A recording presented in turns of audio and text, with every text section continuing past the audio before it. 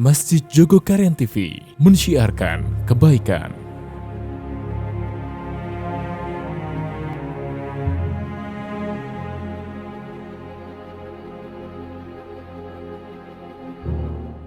Assalamualaikum warahmatullahi wabarakatuh. Alhamdulillahirabbil alamin wa bihi nasta'inu ala umuri dunya wa din. Wassalatu wassalamu ala asrofil anbiya'i wal mursalin wa ala alihi wa ashabihi ajma'in, amma ba'd. Qala Allah ta'ala fi kitabihil karim, a'udzu billahi minasyaitonir rajim, ulaika ala hudam min rabbihim wa ulaika humul muflihun. Iqra'ul Qur'an fa innahu ya'ti yaumal qiyamah safi'an li ashabih. Sahabat sekalian yang dirahmati Allah, bertemu lagi dengan saya di tausiah Masjid Jogokarian. Mudah-mudahan bermanfaat, mudah-mudahan puasa kita, sholat kita, sedekah kita, sedekah takjil kita semuanya diterima Allah Subhanahu wa taala. Sahabat sekalian, hari ini kita akan bahas tentang zikir. Zakara yadhkuru tadhkiran, yang artinya adalah zakara, telah disebutkan, yadhkuru menyebutkan, tadhkiran sebutan, maka ada sebutan zikir sosial, artinya adalah mengingat orang-orang yang nggak mampu, orang-orang yang berkekurangan, orang-orang yang membutuhkan, namanya zikir sosial. Intinya bahwa zikir itu menyebabkan hati kita menjadi nyaman. Di dalam hadis riwayat Tirmidzi diceritakan, afdhalu dzikri la ilaha illallah, afdhalu du'a alhamdulillah, atau afdhalu du'a alhamdulillah, afdhalu dzikri la ilaha illallah. Sahabatku yang dirahmati Allah, jadi orang yang berzikir itu nyaman sekali. Selalu ingat kepada Allah itu nyaman sekali. Hatinya tenang. Lalu contoh praktek zikir yang nanti Bapak Ibu bisa terapkan di rumah bersama-sama. Contohnya adalah ini ada kalimat selamat, salama yusallimu tasliman. Selamat, menyelamatkan, dan keselamatan. Salama itu artinya adalah selamat, yusallimu menyelamatkan, tasliman keselamatan. Maka bisa dilakukan seperti ini, ya salam, ya salam, ya salam, salimna. Jadi bareng-bareng keluarga mengucapkan ya salam, ya salam, ya salam, salimna. Selamatkan kami ya Allah, selamatkan kami semua ya Allah, selamatkan semuanya ya Allah. Berarti kita berzikir kepada Allah, kepada yang maha menyelamatkan, yaitu Allah Subhanahu wa ta'ala. Jamaah yang dirahmati Allah, zikir ini arti luasnya adalah di darat, di laut, di udara, di mana saja, bersama-sama sahabat, sendirian, malam hari, pagi hari, siang hari, kita selalu menggantungkan kepada Allah. Semuanya itu Allah, semuanya itu kembali kepada Allah, semuanya kembali kepada Allah, sehingga kita menjadi tenang. Ingat mati berarti zikrul maut, ya kan? Orang-orang yang selalu ingat mati itu hatinya menjadi tenang. Sahabatku yang dirahmati Allah, afdalu zikri la ilaha illallah, afdalu du'a alhamdulillah. Sebaik-baik zikir adalah la ilaha illallah, la ilaha illallah, la ilaha illallah. Kalau dilakukan ya la ilaha illallah. Kalau yang melakukan Ustadz Arifin Ilham, ya semuanya pada menangis karena memang ahlinya. Semoga beliau diampuni dosanya dan dimasukkan ke dalam salah satu surganya yang indah, amin ya rabbal alamin. Sahabat kata Allah, manfaat zikir yang pertama adalah dapat menghilangkan perasaan sedih dan gundah pada hati manusia. Contohnya, beberapa hari ini kita mendengar kabar dari sosmed, yaitu meninggal dunianya penyanyi Jawa Didi Kempot, atau penyanyi campur sari Didi Kempot. Dia telah meninggal dunia. Jadi pastilah nanti di rumahnya ada zikir, berzikir lalu mendoakan Didi Kempot dan keluarganya itu yang ingat kepada Allah bahwa qalu inna lillahi wa inna ilaihi rajiun, bahwa semuanya itu datangnya dari Allah dan akan kembali kepada Allah. Maka keluarganya dengan kehilangan orang yang dicintainya, yaitu kehilangan Didi Kempot, dan istrinya kehilangan, anaknya kehilangan, fansnya juga kehilangan. Maka dengan mengingat Allah bahwa dikembalikan semuanya adalah milik Allah, maka hati manusia akan menjadi tenang, tidak bisa menghilangkan perasaan sedih dan gundah gulana. Lalu yang kedua, sahabat kata Allah, yang kedua adalah mendatangkan rasa takut. Jadi orang yang selalu ingat kepada Allah itu akan datang rasa takutnya kapan saja, di mana saja. Kapan saja, di mana saja. Ya, zikir itu sesungguhnya adalah sangat luas artiannya, sangat luas sekali. Maka ketika kita mau mengambil sesuatu milik orang, lalu kita ingat kepada Allah, nggak jadi. Mau mata kita melihat wanita cantik, ya harusnya lalu tundukkan pandangan karena takut kepada Allah. Jangan malah di bulan baleni, itu namanya ngeyel sama Gusti Allah. Jadi nanti kalau selalu seperti itu, nanti lama-lama kita dari dosa kecil menjadi dosa besar, jadi kebiasaan. Sahabat yang tahu, jadi mendatangkan rasa takut. Nah, ini COVID-19 ini juga mendatangkan rasa takut yang luar biasa.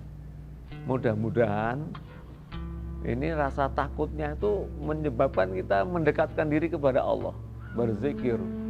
Zikir yang paling hebat ya sholat duha diperbanyak, sholat tahajud, sholat taraweh, baca Quran. Nah, ini menyebabkan kita semakin nyaman, semakin tenang. Jadi mendatangkan rasa takut. Rasa takutnya manusia kepada Allah itu mendekat. Rasa takutnya kepada COVID-19 adalah menjauh.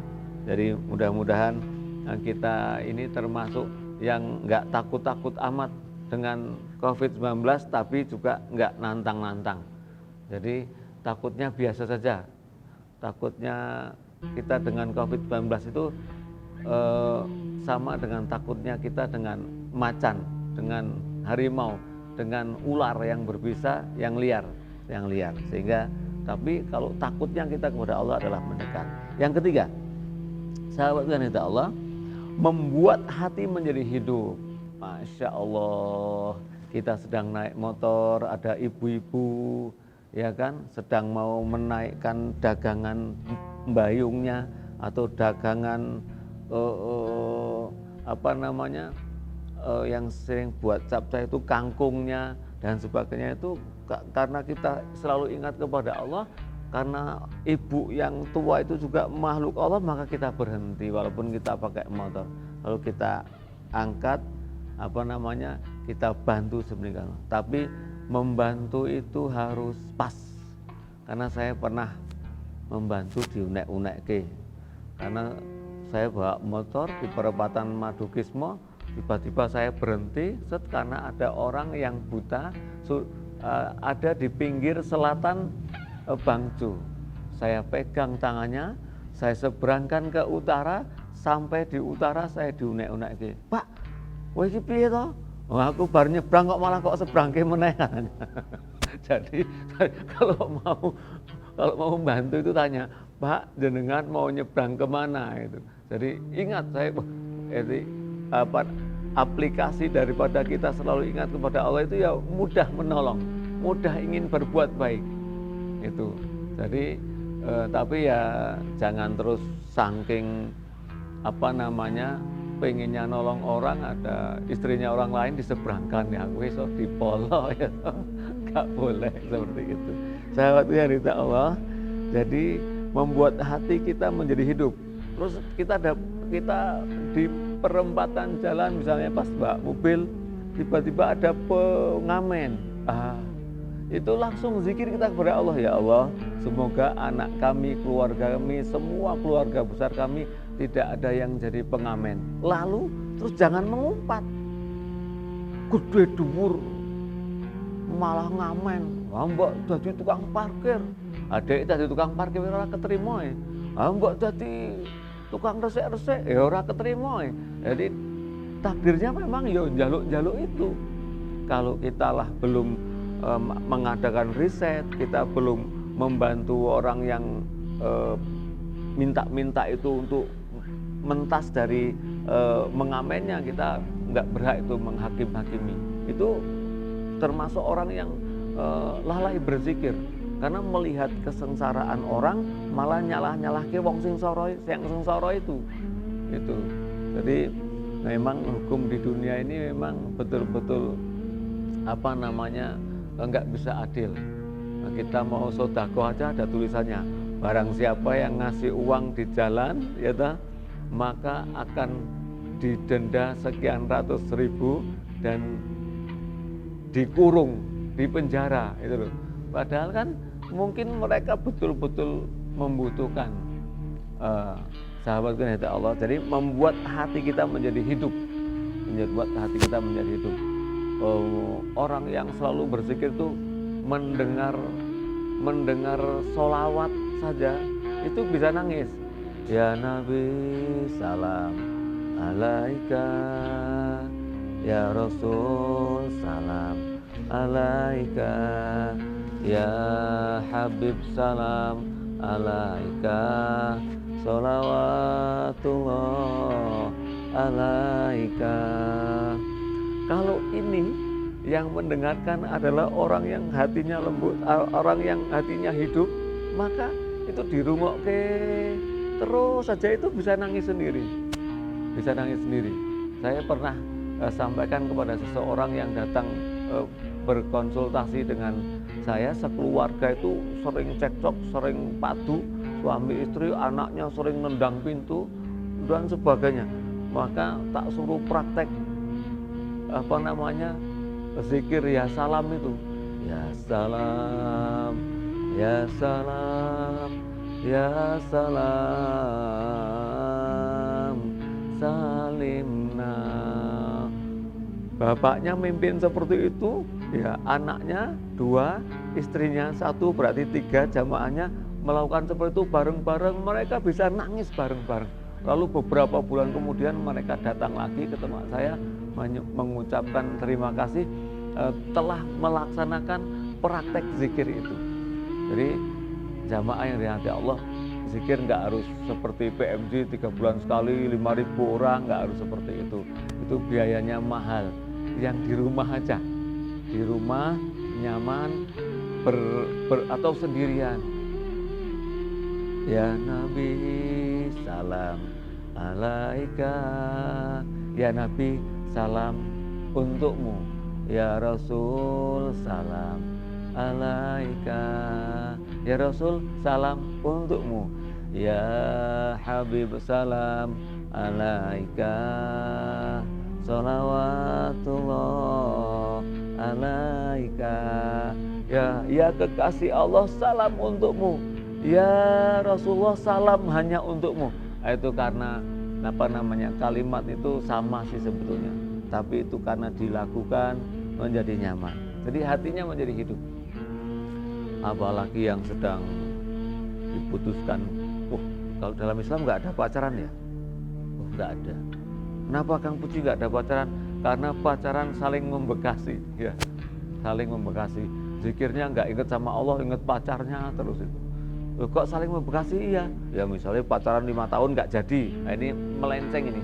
Mbok menawa cah nom, cah wedok, cah Joko Karyan atau cah Kersan ya toh, doyang-yangan. Nah, ini mendengarkan saya ini harusnya langsung nikahi atau putuskan. Pilihannya cuma itu. Waduh, Kang. Kemudian aku anu angel banget. Ya dinikahi. Ora gelem golek liyane. Ngono. Jadi jangan terlambat move on. Nah, jangan terlambat. Sahabatku yang dirahmati Allah, tak jelaskan tentang pacaran ini. Pacaran itu saling membekasi. Karena kalau sudah pacaran pegang-pegangan tangan dan sebagainya, begitu putus loro. Begitu putus adalah loro, sakit karena pernah bersentuhan, karena pernah saling menyayangi berlebihan. Nanti kalau si A menikah sama temennya, waduh, nanti yang dulu pernah pacarnya, itu begasan saya, jelek sekali. Kalau si B menikah sama orang lain, ya si C bilang, itu dulu pernah pacaran sama saya. Maka sebaiknya tidak pacaran. Ingat sama Allah, nanti insya Allah nggak pacaran. Sahabat yang insya Allah. Yang keempat, menjadikan hati dan ruh menjadi kuat. Jadi orang yang berzikir itu, orang yang selalu ingat kepada Allah itu menjadikan ruhnya, jiwanya, karakternya itu menjadi kuat. Ya, saya pernah dapat pelajaran dari guru saya, namanya Dr. Andes Yasri Sulaiman MM, salah satu pendiri Primagama. Itu adalah guru atau trainer, guru pelatihan saya. Yang menyebabkan saya jadi trainer itu adalah yang mengajari Pak Yasri. Saya pernah diajarkan seperti ini. Ingat, Kang Puji, kalau kamu sedang sedih, ingat yang menyenangkan. Maka insya Allah berangsur-angsur kesedihannya akan tergerus.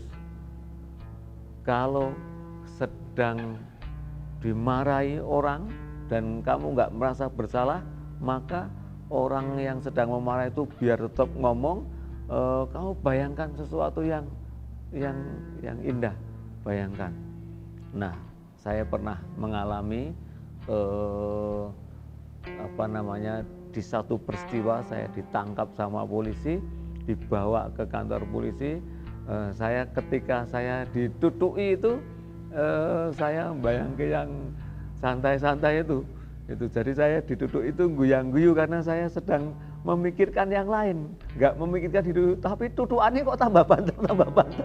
Dikira saya nggak sakit itu loh. Akhirnya saya nggak guyu-guyu ya. Jadi tapi lebih jadi ingat sesuatu itu sesungguhnya adalah meringankan. Ingat kalau yang sedih-sedih lalu dibarengi dengan yang senang itu meringankan. Jadi nggak sedih terus teman-teman nggak bersedihnya tidak berlebihan. Artinya karakternya menjadi kuat, ruhnya menjadi kuat. Yang kelima, sahabatku yang dirahmati Allah, mengingat Allah itu manfaatnya adalah menghilangkan resah dan risau. Mikir kemana-mana, otaknya sampai kemana-mana, hatinya melayang. Sekarang ada istilah anak-anak itu anak senja. Wah, 4 orang jalan-jalan pakai motor, nongkrong di tempat yang sepi, maghriban karena menunggu senja toh, menunggu itu terus sambil ngelinting, sambil ngerokok. Itu madesu, masa depannya suram itu. Karena sudah nggak gantung sama Allah, sudah nggak menyembah sama Allah, nongkrong seperti itu. Nah, biasanya anak-anak seperti itu tidak nyaman di keluarganya. Di keluarganya itu tidak selalu mengingatkan kepada Allah. Sahabat sekalian, ya Allah, ini kalimat zikir yang mengingatkan dan bisa mengetuk hati seseorang. Contohnya misalnya ditulis di rumah kita, hidup hanya untuk menunggu waktu sholat dan disolatkan. Itu kalimat, kami lihat mengingat itu, kalimat zikir itu mengingat kepada Allah. Atau kasih kalimat yang lebih dalam lagi. Kalau kalian tidak punya mobil, bisa rental. Kalau kalian nggak punya rumah, bisa kontrak. Kalau kalian nggak punya motor, bisa Gojek sama Grab. Kalau kalian, nah, semua itu problemnya dibaca semua itu adalah problem. Maka problem yang terbesar sesungguhnya bukan itu. Problem yang terbesar adalah mati tidak masuk surga, geledak. Oh iya. Padahal kita bakal mati. Jadi itu menghilangkan resah dan risau dalam hati kita. Sahabatku yang dari Allah, yang keenam, fadilah keutamaan mengingat kepada Allah adalah pelaku zikir itu berwibawa dan kuat pengaruhnya pada orang lain. Jadi orang-orang yang sering berzikir, orang yang selalu ingat kepada Allah, maka itu pengaruhnya kuat. Dia ada majelis-majelisnya bisa hidup sedemikian rupa. Orang berdatangan ke satu tempat di mana seseorang itu ahli zikir itu ringan sekali, mudah mendatangi majelis-majelis itu.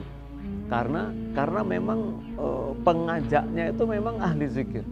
Selalu ingat kepada Allah. Karena sesungguhnya yang membolak-balikkan hati manusia, yang menggiring manusia datang ke tempat kita itu bukan kita, tetapi Allah. Jadi yang menyebabkan orang itu sampailah berita bahwa Masjid Dzulkarnain akan mengadakan pengajian akbar bersama Ustadz Arif bin Ilham yang tahun-tahun yang dulu sebelum almarhum. Maka begitu informasi itu sampai, maka Allah gerakkan datang ribuan orang. Lalu satu lagi, seseorang yang mungkin tidak ahli zikir, beda modelnya, ya sama, share-nya sama, ya yang datang nggak sebanyak Ustadz Arif bin Ilham. Jamaah ini ada Allah. Yang ketujuh adalah manfaat ingat kepada Allah adalah jauh dari penyakit hati. Sahabat kan ya Allah, penyakit hati manusia itu iri, dengki, hasad, hasut, tamak, serakah, angkuh, sombong, takabur dan riya. Itu penyakit hati. Ini hanya bisa termasuk bisa disembuhkan dengan ini, dengan zikir ini, dengan ingat kepada Allah. Jadi iri, kalau ingat kepada Allah baik dari buat apa iri? Dengki, ingat kepada Allah buat apa dengki? Iri, dengki, hasad, hasut, tamak, serakah, angkuh, sombong, takabur dan riya itu insya Allah dengan mengingat Allah akan terkikis pelan-pelan. Lalu menjauhi orang-orang yang memang juga iri. Karena orang itu dikelompokkan. Orang-orang yang suka iri jadi satu, orang-orang yang suka zikir jadi satu, orang-orang yang malas jadi satu, orang-orang yang dikumpulkan, orang-orang fasik jadi satu, orang-orang munafik jadi satu, orang-orang kafir juga jadi satu. Jadi nanti orang itu dikumpulkan kepada golongannya. Sing senengane main-main, senengannya motor tua, ya dikumpulkan dengan orang-orang yang senengannya motor tua, dia punya koleksi dan sebagainya. Ada yang disebut dengan kelangenan dan sebagainya. Jadi sahabat dan Allah, insya Allah dengan mengingat Allah itu kita akan dijauhkan dari 10 penyakit hati: iri, dengki, hasad, hasut, tamak, serakah, angkuh, sombong, takabur dan riya. Amin ya rabbal alamin. Lanjut yang ke-8, jiwa kita itu menjadi tenang. Jadi orang yang berzikir itu pembawaannya, penampilannya itu tenang, jiwanya menjadi tenang. Karena apa? Karena selalu semuanya dipasrahkan kepada Allah, selalu bertawakal kepada Allah, selalu yakin kepada Allah. Jadi kalau kemana-mana, misalnya butuh uang 1 juta, oke? Butuh uang 1 juta, maka pinjem kemana-mana sudah nggak ada. Maka kalau dia jiwanya tenang, pasrah kepada Allah, maka yang nagih itu nggak jadi. Yang nagih itu sama Allah dibelokkan keinginan nagihnya itu lupa beberapa hari atau beberapa bulan sampai dia pas punya, yang nagih baru datang. Itu orang yang harapannya itu besar sekali kepada pertolongan daripada Allah Subhanahu wa taala. Yang kesembilan, sahabatku yang dirahmati Allah, yang kesembilan yaitu lisannya terpelihara dari menyakiti orang lain. Lisannya terpelihara dari menyakiti orang lain. Jadi kalau orang-orang yang selalu berzikir itu subhanallah walhamdulillah wala ilaha illallah wallahu akbar, itu sering mengucapkan itu dengan sebanyak-banyaknya, wala dzikron katsira, dan mengingatlah Allah dengan sebanyak-banyaknya. Nah, lisannya akan terpelihara. Nanti kalau mau misuh terjaga, ora lepas. Jangan malah misuh adalah kebiasaan, itu jangan. Nah, yang ke-10, mendapatkan kemuliaan di dunia dan juga kemuliaan di akhirat.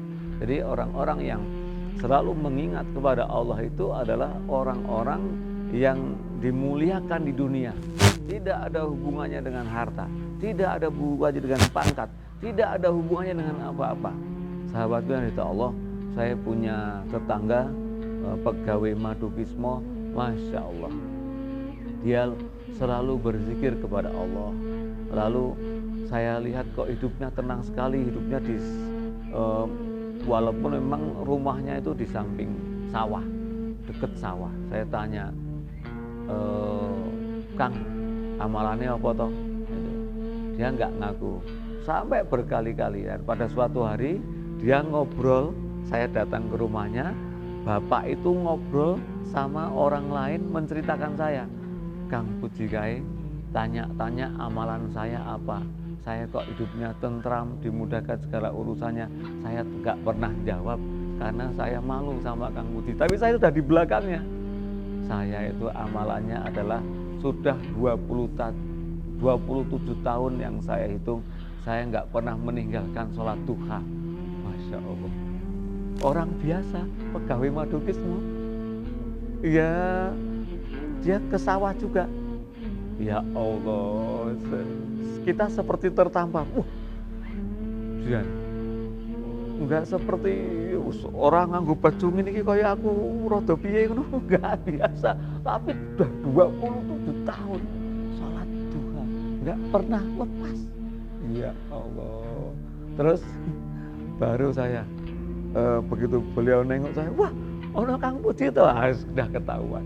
Jadi dia merahasiakan ibadahnya. Sahabatku yang itu dimuliakan dia ternyata di dunia dan juga dimuliakan insya Allah di akhirat. Sahabatku yang itu yang ke-11, terhindar dari kemiskinan. Jadi orang-orang yang ingat Allah itu merasa kaya terus. Bagaimana tidak kaya? Kita sholat fajar 2 rakaat aja pahalanya seperti kita memiliki dunia seisinya kan. Berarti orang yang paling kaya itu ya orang Islam itu, karena kaya betul, memiliki sampai ke akhirat. Nah, kalau Bill Gates hanya memiliki mungkin sampai di dunia saja kan. Kalau Donald Trump gitu hanya untuk di dunia saja. Apa Benyamin Netanyahu, ya untuk di dunia saja. Kalau orang Islam itu walaupun semiskin-miskinnya dia, maka dia sekaya-kayanya orang. Karena apa? Karena sholat sebelum subuh, sholat fajar 2 rakaat. Sahabat lanjutkan. Yang ke-12, menjauhkan manusia dari kemunafikan. Jadi orang yang selalu berzikir itu jauh daripada kemunafikan. Yang ke-13, wajahnya menjadi berseri. Jadi kita lihat ahli-ahli zikir itu. Di Martapura itu ada ahli zikir namanya Guru Ijai, disebut dengan guru sekumpul. Masya Allah, itu kalau wajahnya itu bersih sekali. Wajahnya itu bersih sekali.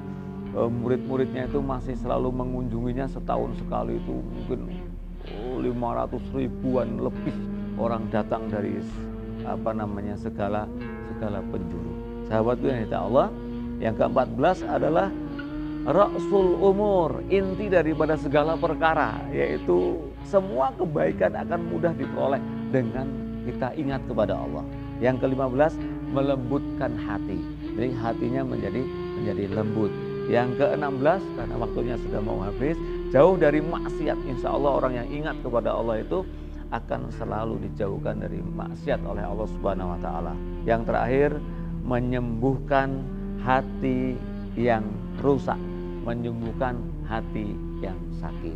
Sahabat dirahmati Allah, mari kita selalu ingat kepada Allah setiap saat.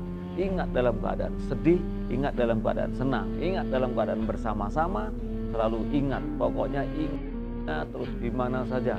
Anak-anak muda itu kan, walaupun pegangannya HP, moco WA aja, kalau ya ingat karo Gusti Allah. Menonton WA muncul gambar porno, astagfirullahaladzim, ndang dihapus. Wong inget karo Gusti Allah, nek ora mah bakeke kancane, apik iki, Bro. Sahabat dirahmati Allah, mudah-mudahan Allah berkahi kita, Allah ampuni kita, dan puasa kita, sedekah kita, sholat malam kita, semua diterima Allah Subhanahu wa taala. Kurang lebihnya mohon maaf. Wassalamualaikum warahmatullahi wabarakatuh. Masjid Jogokarian TV mensiarkan kebaikan.